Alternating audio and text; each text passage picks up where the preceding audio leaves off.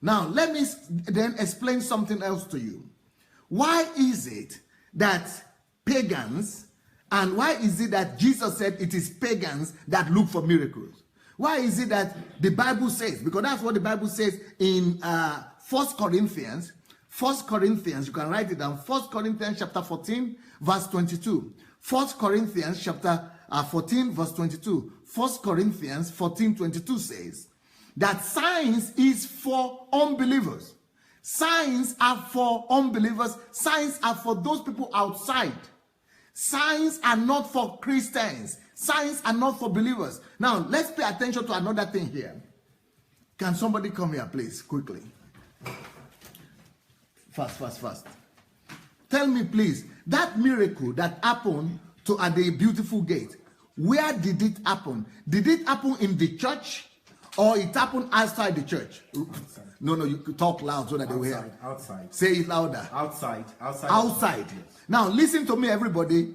75%, go and put it off. 75% of all miracles, 75% of all miracles that Jesus did, and about 80% of all the miracles that the disciples did were not done in the church.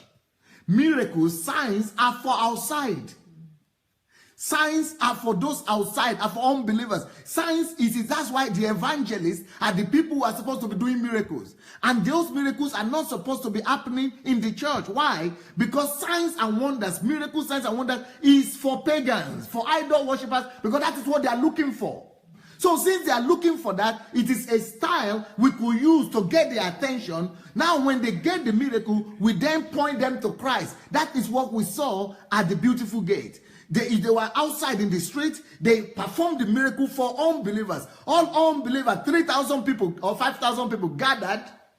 Then they pointed them to Christ. They made their focus to go from the miracles. They desensitized them from the miracles. They, desensitized them from the wonders, from everything.